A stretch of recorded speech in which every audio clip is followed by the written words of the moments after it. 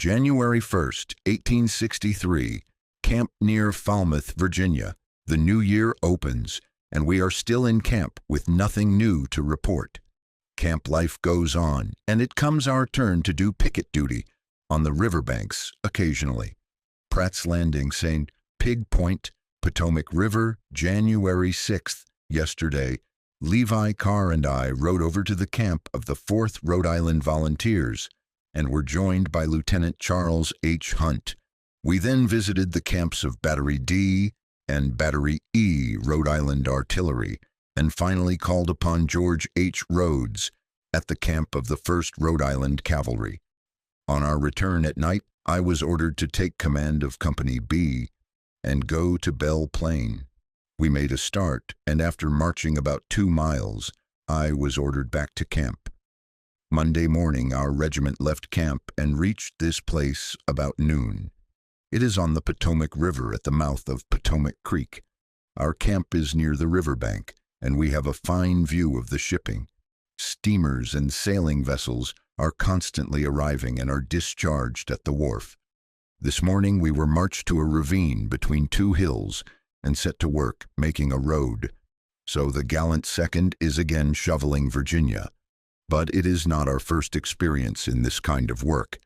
If I live to get home, I shall be fitted for any kind of work, for I have tried most everything since I have been in the Army. The road is hard to make, as we meet many brooks and frequent holes filled with mud and water. The brooks we bridge with logs and fill up the holes with brush. We are making what is known as a corduroy road. That is, we lay down logs lengthwise of the road and then lay other logs across. In fact, it is a continuous bridge. We are to stay 3 days and then be relieved by other troops. January 9th, 1863. We have finished our tour of duty and are now back to our camp near Falmouth. Near Falmouth, January 11th, 1863, Major Jameson has resigned and left our regiment. We are very glad to get rid of him, for we have had a constant quarrel ever since he was appointed. Adjutant Samuel J. Smith has resigned and will leave tomorrow. I do not know who will be appointed adjutant, but I am now acting as adjutant. I have this work to do quite often. There ought to be some promotions, and I am entitled to a first lieutenancy rank. But Governor Sprague is so angry with us all that I do not believe he will promote any of us. Well, we can stand it, and we have got rid of Major Jameson in spite of the governor.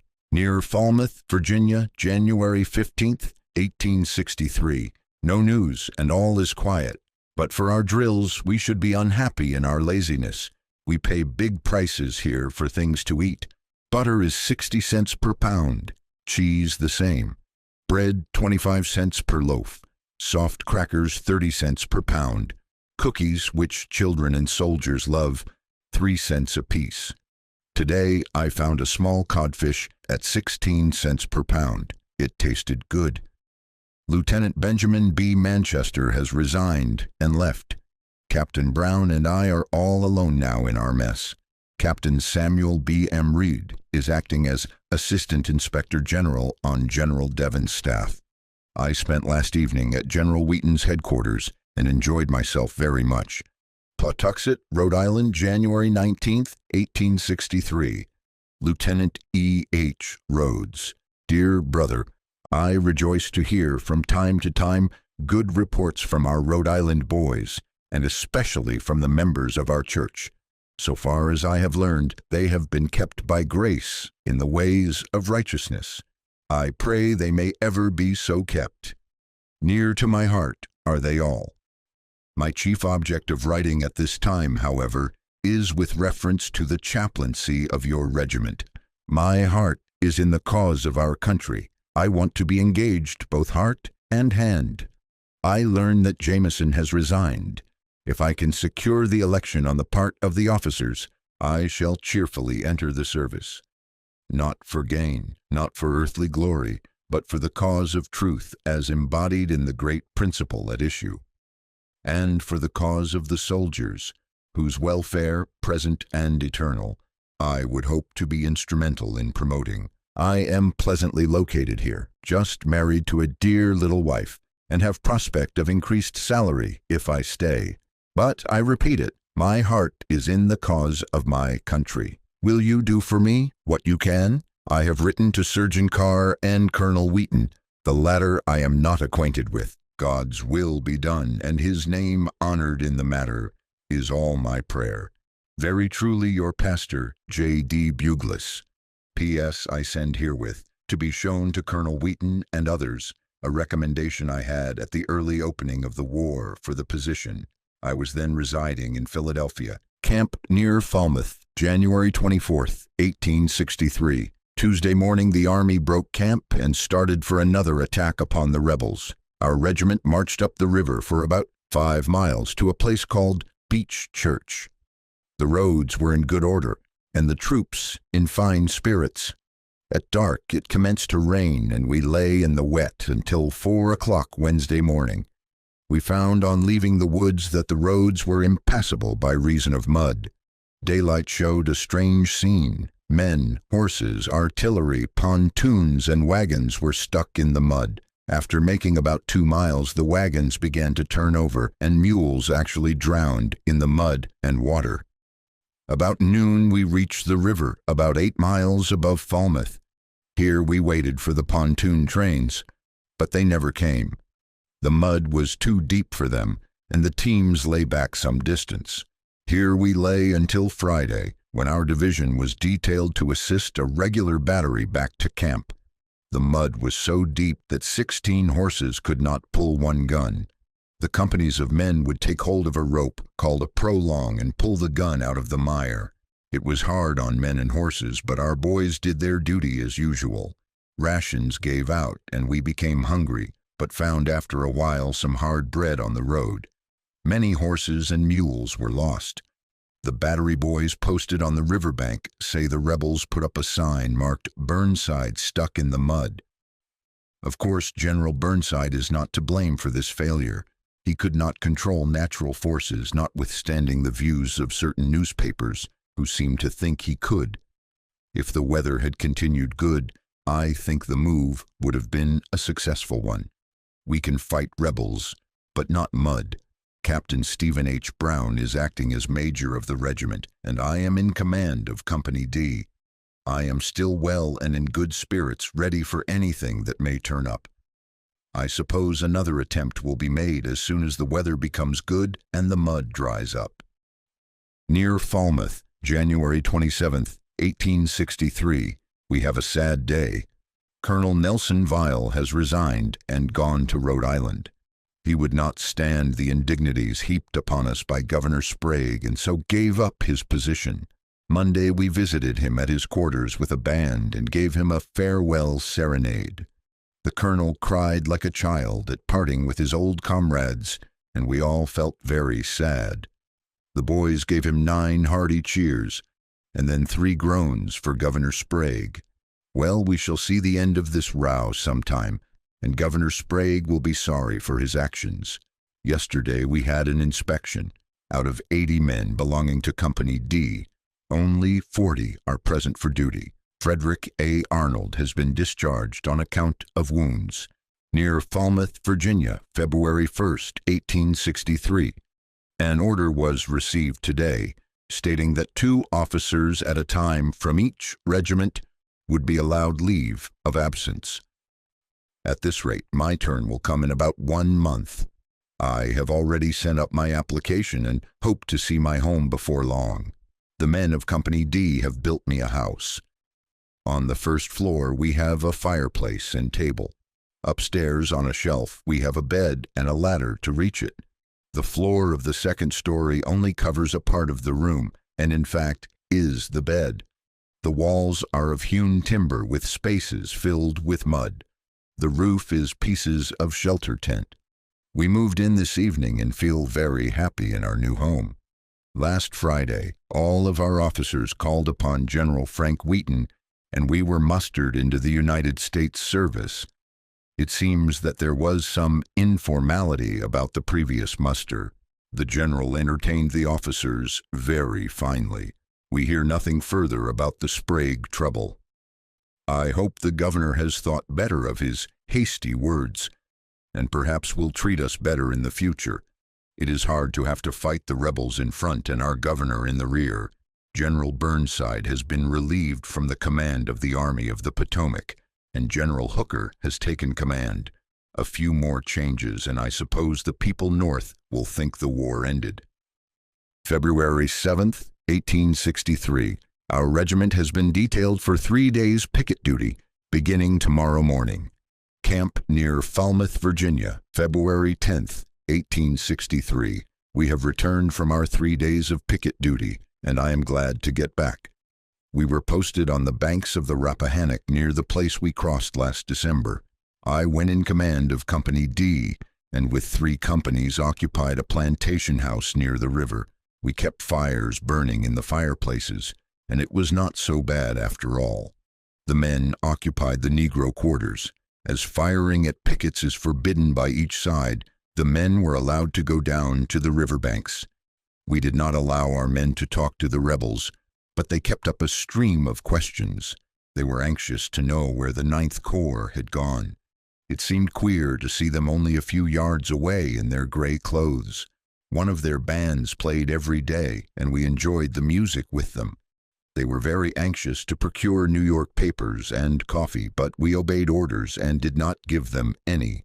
On returning to camp, we found a new colonel had arrived, Colonel Horatio Rogers, Jr., formerly colonel of the 11th Rhode Island Volunteers.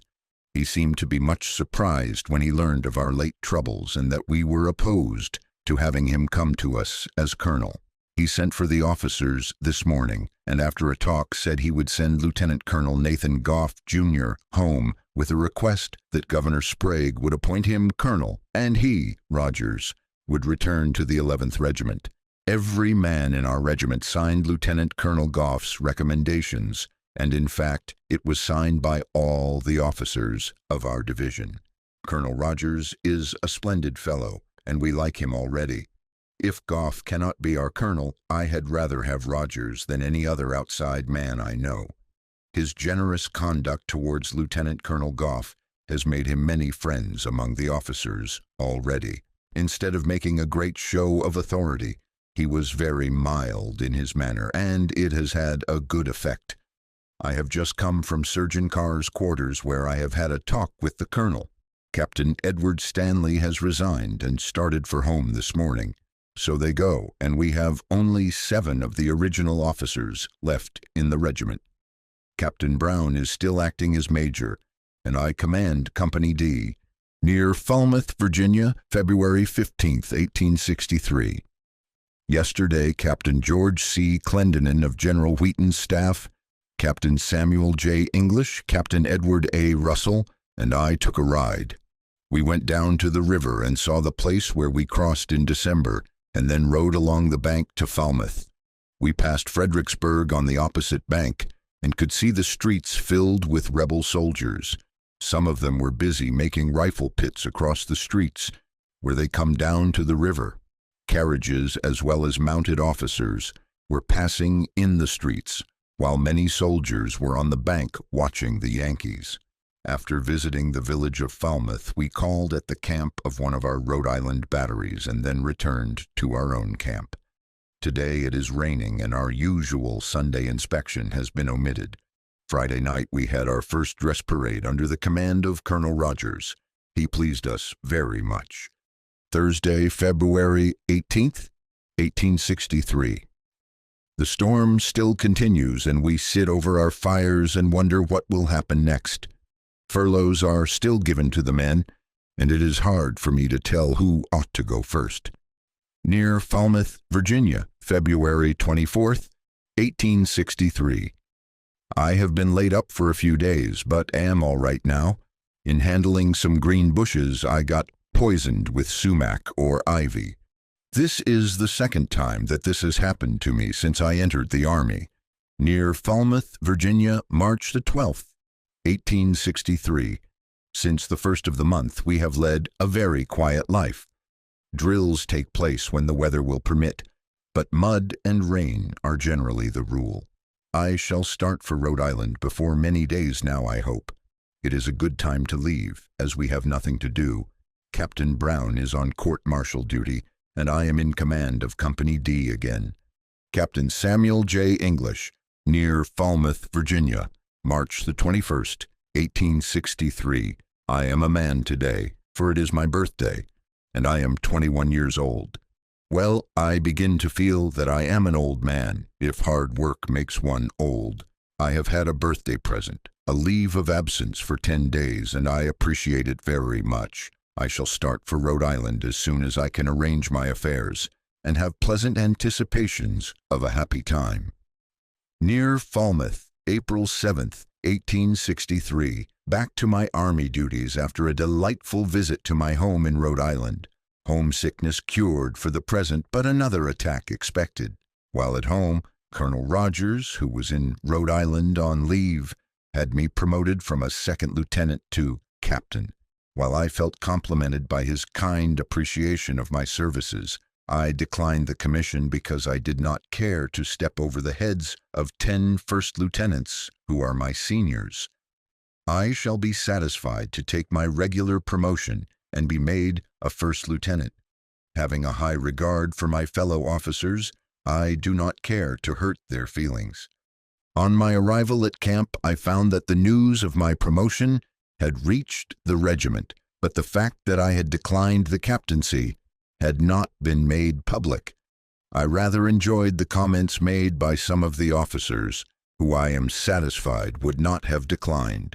When it became known that I had declined and that First Lieutenant John G. Beveridge was to have the commission of captain, the tune of the growlers changed, and I was warmly thanked for my generosity. Well, this is a queer world, and one gets little credit for good intentions.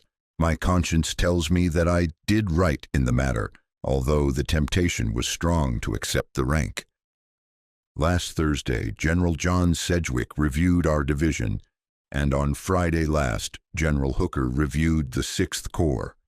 Today, our brigade commander, General Charles Devens, Jr., inspected and reviewed our regiment.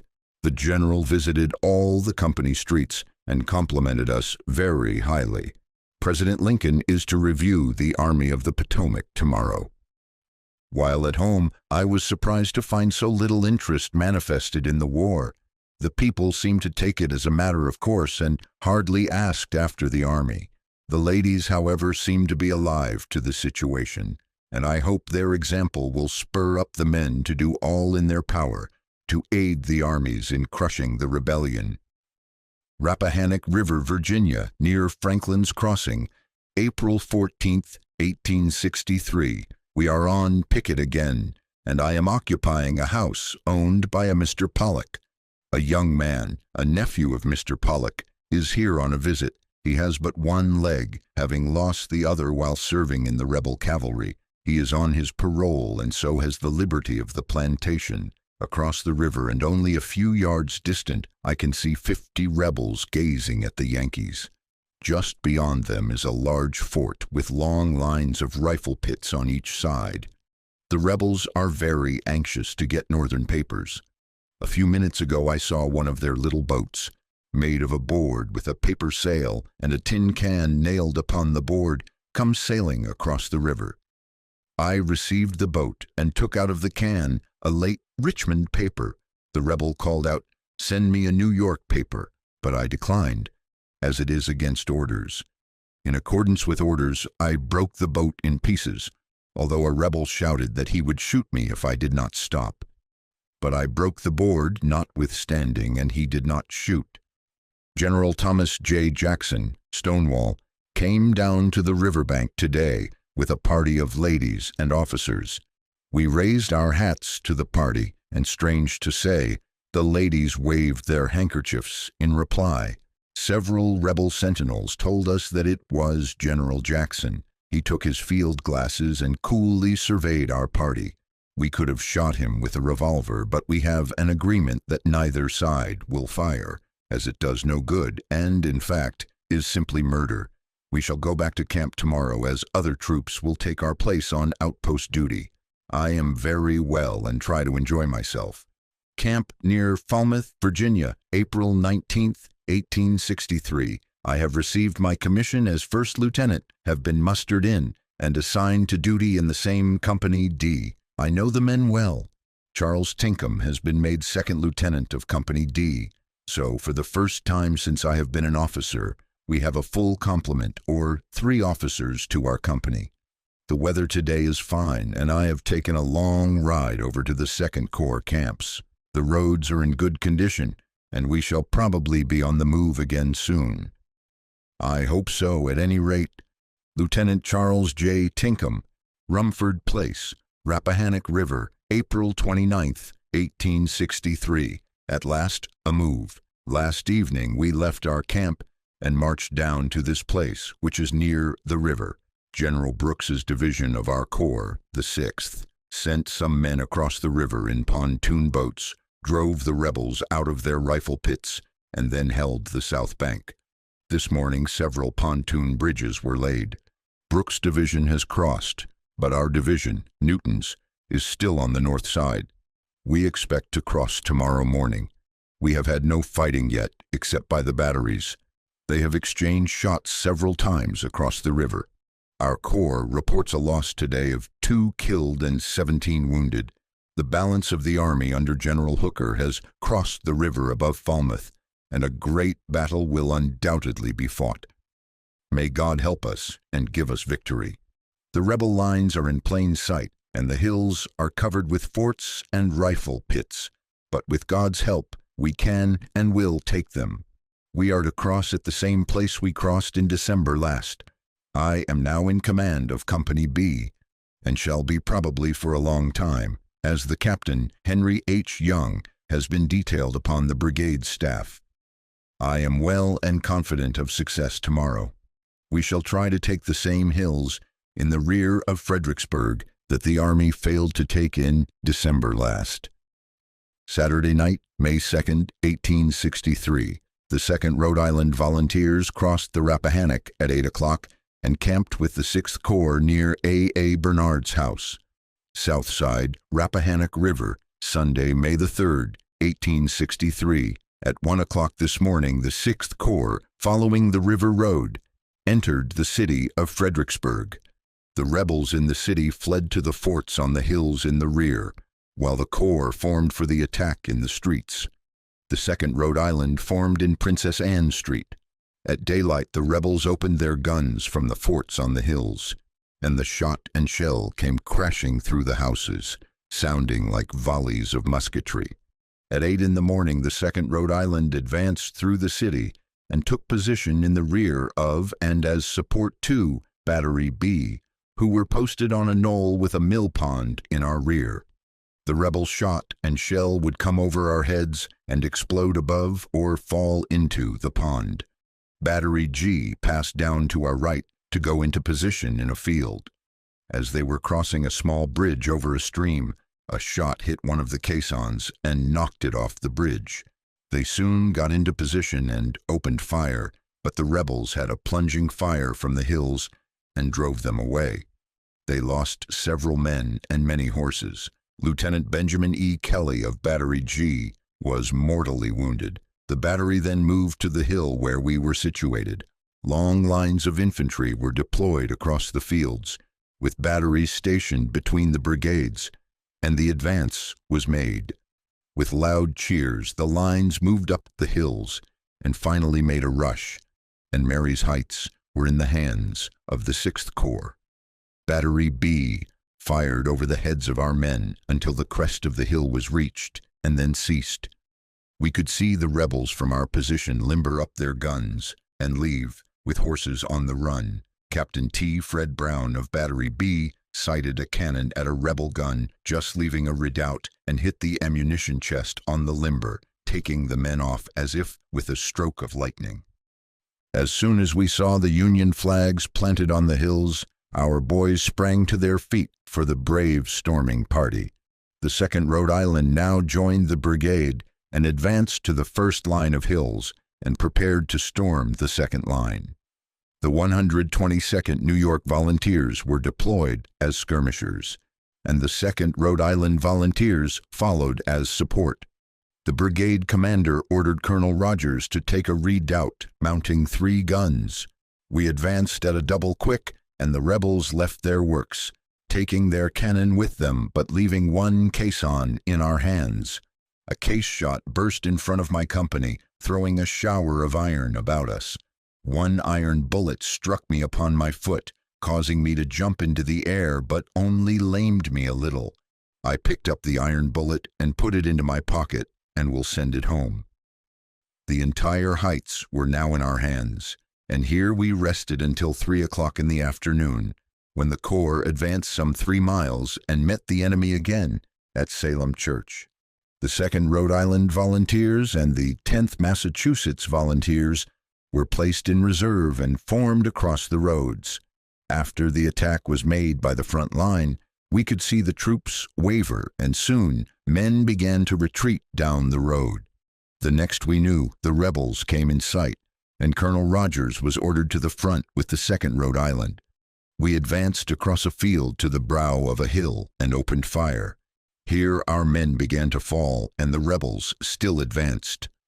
Forward is the word again, and with a yell we rushed onto the rebel lines, which broke and fled for the woods. Men were falling here and there, but close up and forward was the command, and we kept on, cheered by the thought that we were doing good service while our corps could reform in our rear. We entered the woods, but were stopped by the severe fire. Here we fought for an hour.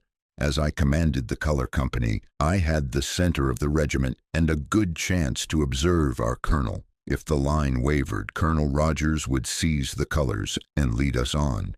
The rebels had as prisoners a regiment of New Jersey troops with their colors. We succeeded in releasing the troops and recapturing the colors. After the firing ceased, we returned to the hill in our rear and reformed our lines. My Company B took into the battle 33 men, and we lost 11 killed and wounded. The regiment lost 7 killed and 68 wounded, besides 9 missing. Company B lost 3 of the killed. The regiment received many compliments from General Newton and General Wheaton, and it seemed to be agreed that our last charge broke the rebel advance and perhaps saved the Corps from disaster. Captain William G. Turner and Lieutenant Clark E. Bates were among the wounded. Monday, May 4, 1863. Artillery firing all day. The rebels have taken possession of Fredericksburg in our rear, and we are cut off from the river, but we have confidence in General Sedgwick and shall get out of the scrape somehow. Heavy fighting is going on up the river where Hooker is trying to break through, but we do not know the result. It looks bad, and we feel blue. Tuesday, May 5th, 1863. Firing still going on, and it seems to be all around us. Our wounded have been captured in Fredericksburg, and nothing but good generalship can save the dear old 6th Corps. At dark, we left our lines, and, marching in mud uphill and down, we reached the Rappahannock River sometime in the night. Pontoon bridges were laid, and the troops passed over. Straw and earth were packed upon the bridges to deaden the sound of the wagons and artillery. Our regiment was left to guard the rear, and finally we crossed, with the rebels dropping shell onto the bridge in our rear. The connections on the other side of the bridge were cut, and the boats floated over to the north side. As soon as we reached the opposite bank, the men threw themselves upon the ground and slept. Wednesday, May 6, 1863. Cold with rain. I was ordered to take what remained of my company, and with Company I, Lieutenant Charles A. Waldron, go down and save the pontoons. As we reached the riverbank, I found the opposite shore lined with rebels. An officer hailed me, and after a talk, we mutually agreed not to fire without previous notice, as I could not save the boats without great loss of life. I agreed with the rebel to let them alone. In fact, his men had complete command of our side, and we were powerless to do anything. We built fires, and the rebels did the same, and we spent the day chaffing each other across the stream. Rations were all gone, and I was almost starved, But one of my men found a piece of pork in a deserted camp and generously gave me a slice. I ate it raw, and it was good. After dark, we got some long ropes, and going down a ravine to the river, we would make it fast to a boat. The men, stationed around a bend in the ravine, would then pull, and as the boat would grate upon the gravel and rocks, the rebels would fire a volley. But we kept on, and daylight showed all the boats safe up on the hills, and the 2nd Rhode Island Volunteers on the way to Falmouth. Banks Ford, Rappahannock River, May 6, 1863. Thank God I am alive and well. I shall be glad when the war is over and I can be civilized again. I do not like so much death and destruction. Extract from a letter I wrote May 9, 1863, and published in the Providence Journal, May 14, 1863. Many of the regiment, unable to withstand the heavy fire, broke and fled in confusion to the rear. Then came our turn to advance. Every eye was upon the colonel, for he never had been under fire with us, and we knew him only by reputation. "Forward, 2nd Rhode Island," was the word, and away we went in line of battle to the brow of a hill to stop the advance of the enemy, who were everywhere driving our brave boys. Gaining the crest of the hill, we gave them a volley and received their fire in return. "Forward!" again shouts our gallant colonel, and we charge down the hill with loud cheers for our starry banner and the anchor we bear upon our state flag, and which we have sworn never to desert or dishonor. The rebels, unable to stand our fierce assault, turned and fled to the cover of the woods. We were soon in the woods and hotly engaged with them. When we wavered, Colonel Rogers seized our flag and, waving it over his head, called for 3 cheers, which were given with a will. 3 times he carried the colors to the front, and, aided by the officers, rallied the men to renew the battle. After firing ceased, we retired to the hill and waited for the rebels to appear and renew the fight, but they declined. Colonel Rogers is a brave man, and the 2nd Rhode Island is more than satisfied with him. If all the officers of the 3rd Rhode Island Volunteers are like the one they sent to us, it must indeed be a fighting regiment. Lieutenant Colonel Samuel B. M. Redd and Major Henry C. Jenks behaved with great gallantry, and we feel that we have 3 field officers that we can follow confidently in battle. Too much praise cannot be given to Corporals Kelly and Flyer for the gallant manner in which they carried our colors through the entire battle. All of the officers and men behaved bravely, and we have the credit of saving the army from a stampede. This was the first engagement in which we have fired as a regiment since the first Battle of Bull Run, although we have been present and under fire at all the battles fought by the Army of the Potomac. We have to mourn the loss of many brave comrades, but we feel that they died in a glorious cause, striving to restore the Union founded by our fathers. Our regiment is reduced to a small battalion, and we need more men. Will not our friends in Rhode Island rally and come to our assistance? We are in good health and spirits, and if we meet the enemy again, we hope to show them that Rhode Island is able to do her share in putting down the rebellion through the 2nd Rhode Island Volunteers. Major Henry C. Jenks, near Falmouth, Virginia, May 11, 1863, back in camp, again near where we passed the winter. The weather is very fine and warm. The 2nd Rhode Island is spoken of in the highest terms of praise for the conduct of the late battle. May 21, 1863. We have been fixing up our camp, and we look very fine. I do not imagine that we shall stay here very long, for the weather is just right for a campaign. It is said that we have the finest camp in the Army. Each company has a street 150 feet long and 50 feet wide. The tents are all on the right-hand side, and shade trees have been planted. My Company B has an arbor of green the whole length of their street. In front we have a hedge and a gateway. Over the gate, in an arch of evergreen, we have the name Young Avenue, in honor of the captain who is serving on the brigade staff.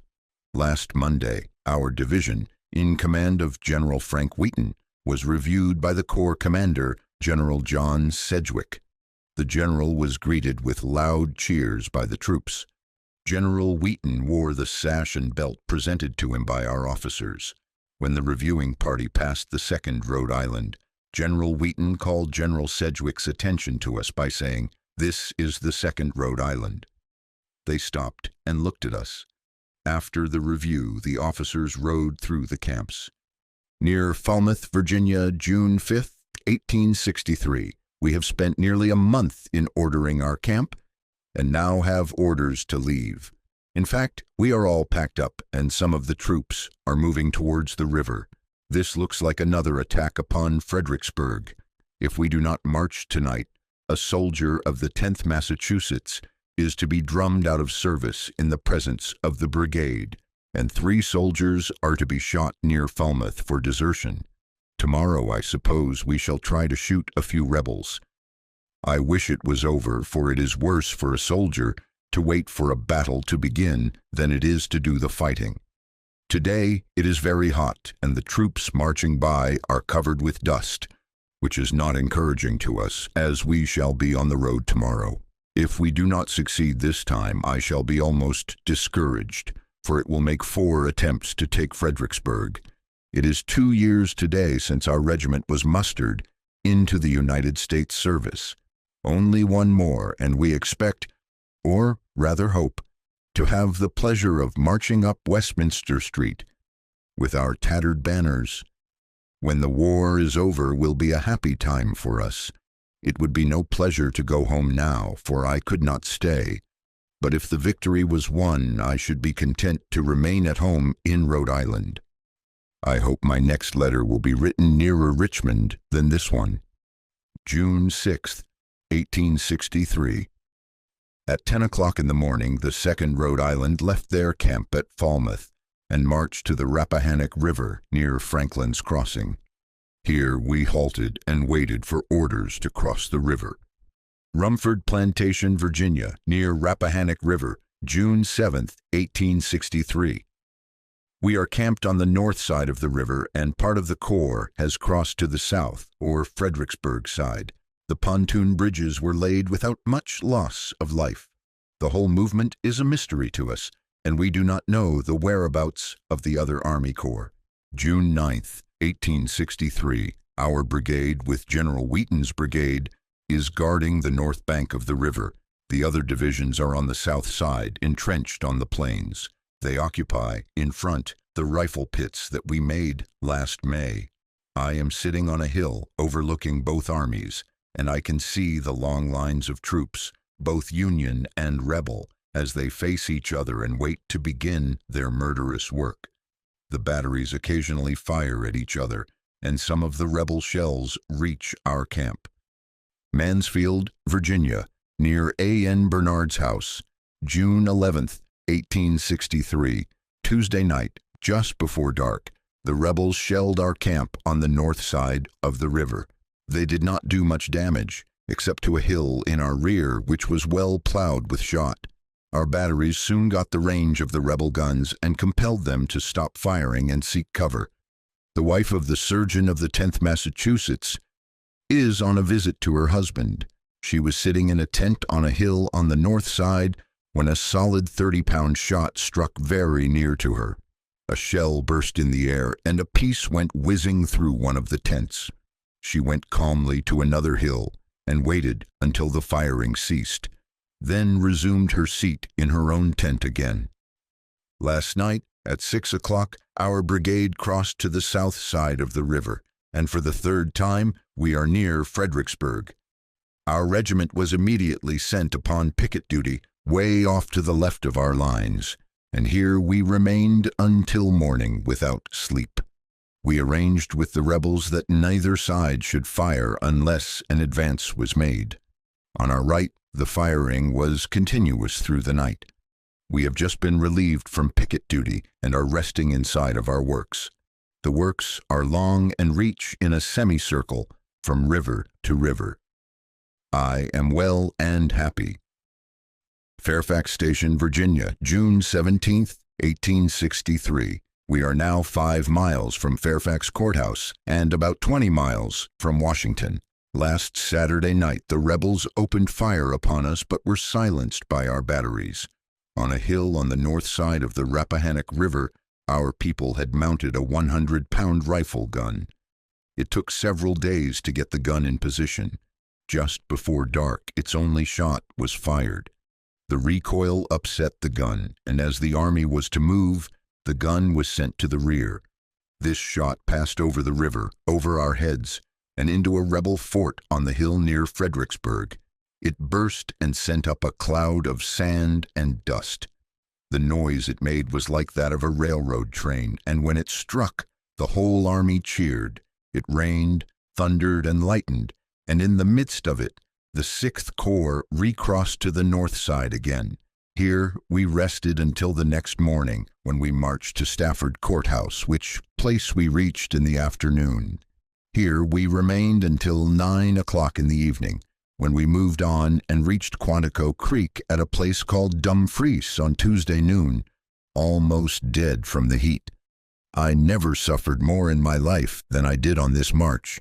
We rested at Dumfries until midnight, when we started again and reached this place last night. It has been one of the hardest marches that we have ever known. Fairfax Station is on the railroad. We hear that the rebel army is in Pennsylvania. If this is so, I trust we shall be able to catch them and end the war. Our address is 2nd Brigade, 3rd Division, 6th Corps. Centerville, Virginia, June 25, 1863. Yesterday, we left Fairfax Courthouse and marched to this place. We left Fairfax Station on the 18th and marched to Fairfax Courthouse, where our corps encamped about the town. Here we were ordered to reduce our baggage to the least amount possible to get along with. We are to travel light hereafter. Centerville is a queer old place, and this is the 3rd time that we have been here during the last 2 years. Only a few buildings are now standing, and they are mere huts built of logs. The deserted rebel works here appears strong. Every hill is crowned with a fort, and they are all connected by rifle pits and covered ways for artillery to pass from one to another. The troops that have been stationed here have been ordered to the front, and it is rumored that we are to remain, but I do not believe it. For if the rebels are in Pennsylvania, the 6th Corps will be needed there. June 26, 1863. We left Centerville this morning and, passing through Herndon, encamped at Drainesville at night. June 27, 1863. This morning we broke camp and marched to Edwards Ferry on the Potomac River. Here we found a pontoon bridge, and on it crossed over into Maryland again and encamped near Poolesville. June 28, 1863. At daylight this morning, we moved on and, passing through Poolesville and Barnesville, came in sight, and in fact quite near to, Sugarloaf Mountain. We encamped near a place called Percy's Mills. June 29, 1863. Still on the move, and after crossing the Baltimore and Ohio Railroad, we passed through Newmarket and a place called Ridgeway, and camped at Mount Airy. June 30th, 1863. This morning we were detailed as rear guard, and as we have had rain and the roads were muddy, we had a hard march through Mount Vernon and Westminster to our camp near Manchester. The rebel cavalry hovered in our rear all day. That concludes the 7th part of the story. Thank you very much for listening. Please subscribe for more episodes and leave a comment.